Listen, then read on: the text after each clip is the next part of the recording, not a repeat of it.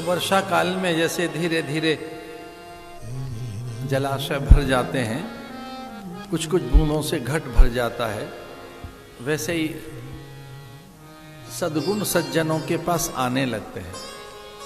वर्षा काल में तालाब भर जाते हैं, वैसे ही सत्संग के समय हमारे मन में भी सद्गुण भर जाते हैं। वर्षा काल में जलाशय भर जाते हैं, सरोवर भर जाते हैं, तालाब पानी से भर जाता है, जल पूरा भर जाता है तालाब में।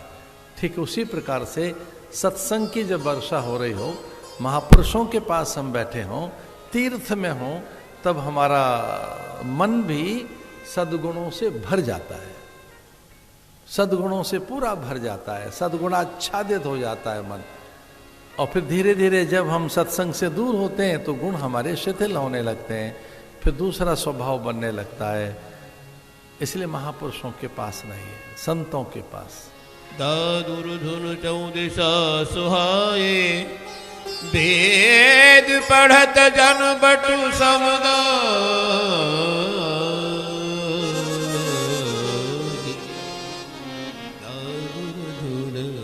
और जैसे पत्थरों पर बूंदें गिरती हैं तो उन्हें चोट नहीं लगती। बूंद आघात सही गिरी कैसे, संत के बचन खल के बचन संत सह जैसे। तो इतना अधिक पक्का मन बन जाता है सत्संग में कि उस पर बाहर का प्रभाव नहीं पड़ता। एक अलग प्रकार का कवच, एक अलग सामर्थ्य हमारे अंतःकरण को प्राप्त होती है हमको, कि फिर हम उस तरह की चीजों से ज्यादा प्रभावित नहीं होते। कोई विपरीत शब्द, कोई विपरीत दृश्य, कोई वैसी घटना हमारे मन को झकझोरती नहीं है, अधिक ताकत आने लगती है। बूंद आघात सही गिरी कैसे, खल के बचन संत सह जैसे। तो जैसे संतों का मन रहता है वैसा मन बन जाएगा।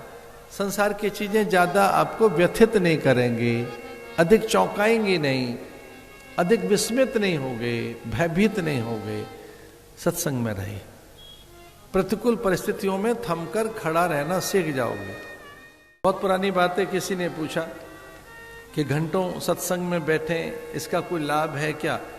हमने कहा ये तो पता नहीं कितना धन मिलेगा या नहीं मिलेगा, पर हाँ प्रतिकूल परिस्थितियों में शांत रह सकोगे, ऐसा बल सत्संग से मिलेगा। विपरीत परिस्थितियों में, प्रतिकूल परिस्थितियों में, विकलताओं में कम विकल होंगे, कम से कम व्यथित होंगे। तो सत्संग आपकी व्यथा छीनता है। नारद का सानिध्य मिला, कयाधु के गर्भ में पल रहे शिशु को मानसिक सानिध्य। देवताओं ने कहा हिरण्यकश्यपु के पुत्र के पास पहुंचो। देव आज्ञा हुई। स्वयं ब्रह्मा ने कहा कि बड़ा कठोर वरदान लेकर मेरे से चला गया है, न मैं दिन में मरूं, न रात में मरूं, न प्रातः न सायंकाल। मुझे यक्ष गंधर्व किन्नर देव धनुज मनुज कोई मार न सके, मैं किसी अस्त्र शस्त्र से न मरूं। इतना बड़ा और कठोर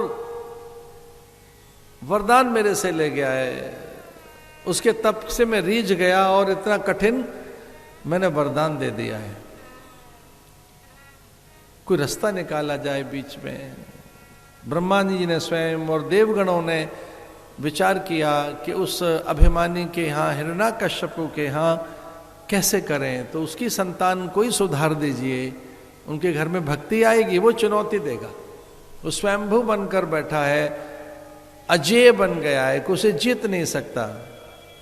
तो उसके भीतर ऐसे कुछ प्रयोग किया जाए। तो कहते हैं कयाधु के गर्भ में ही प्रवेश कर गए नारद। आप सत्संग की बात सुनना चाहेंगे? आंख खुलने पे सत्संग नहीं, अभी पैदा नहीं हुआ है, इससे पहले सत्संग दिया जाए।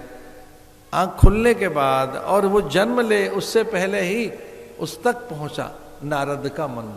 तो वहां से वो उसे विचार देने लगे।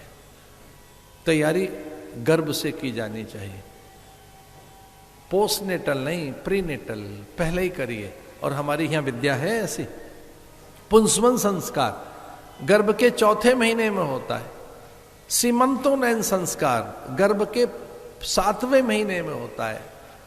निष्कर्मण, जात कर्म, नामकरण, अन्नप्राशन, मुंडन, कर्णछेदन, अक्षरारंभ, यज्ञोपवीत, ये सारे संस्कार शिष्टता के लिए हैं।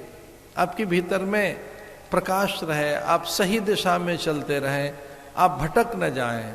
असतो मां सदगमय, तमसो मां ज्योतिर्गमय, मृत्योर्मां अमृतम गमय। सही दिशा में चलें, अमरता की ओर चलें। अमृतस्य पुत्रा ही आपको ज्ञान रहे, इसका संस्कार बिल्कुल पहले से होना चाहिए।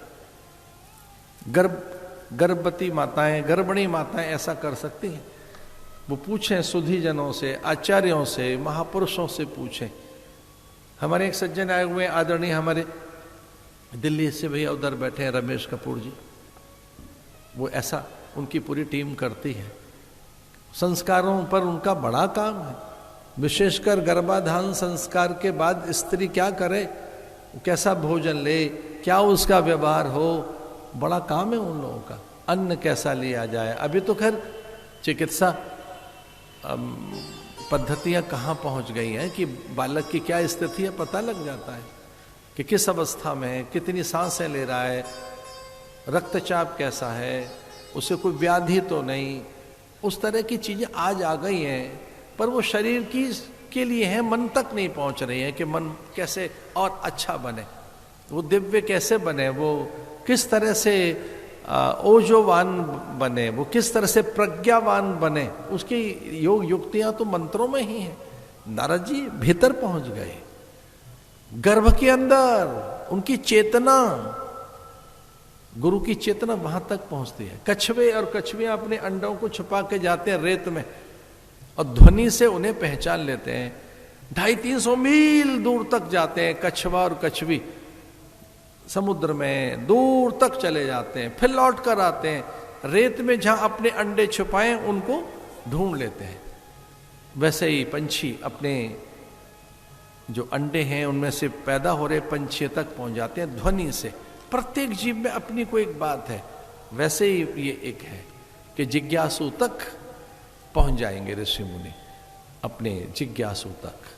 वो हंस परमहंस की तरह से वो निकाल लेंगे। जैसे जो हंस होता है वो कीचड़ में चोंच मारकर मोती चुन लेता है, कीचड़ में जाता है अपनी चोंच को लेकर, कीचड़ में जाता है और कीचड़ में फंसे हुए मोती को निकाल लेता है।